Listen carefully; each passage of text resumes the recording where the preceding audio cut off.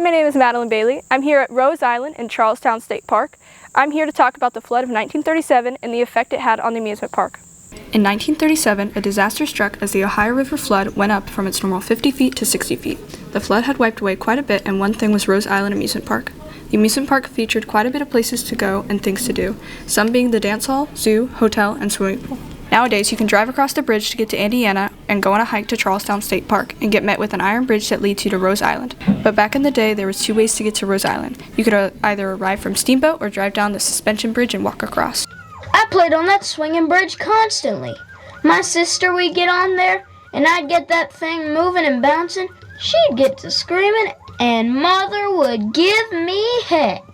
Once you stepped off the steamboat, you were met with Gothic pillars as you walked up towards the Hall of Roses. Rose Island had enough picnic tables to seat 1,500 people. We went every so often on the Idlewild, now the Belle of Louisville. Take a picnic lunch with your family. My mother and us girls would go up there. You would dock and go up a hill through an arch that said Rose Island. They had a picnic area there, and they had an amusement park. It had a merry-go-round, little pony rides, swimming pool. The steamboat ride from Louisville took 90 to 120 minutes each way.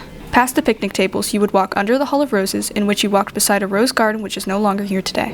It's hard to tell, but the ground says Hall of Roses upon entering. Can you spot it? While walking down the Hall of Roses, there's a path to the dance hall. Back in the day, the dance hall was very lively and even doubled as a roller rink. Today, the only thing left at the dance hall seems to be the foundation or something that looks like a fireplace. Prior to the 1920s, it was considered scandalous if dancers' bodies touched one another. Next to the dance hall is the pool, which is still standing today. Besides the pool is a wall of advertisements from back in the day when the amusement park was open. Guard up there for 4 years, 1934, 35, 36, and 37, and I enjoyed it. The pool was built in 1934, I think. It was a dandy pool for the time. My biggest problem was to keep people from climbing the trees and diving in. To the right of the entrance of the park, there were hotels. The flood covered land where the hotels used to live and swept away. Nothing remains of the hotel whatsoever. 60 years passed before another flood of this magnitude was seen on the Ohio River.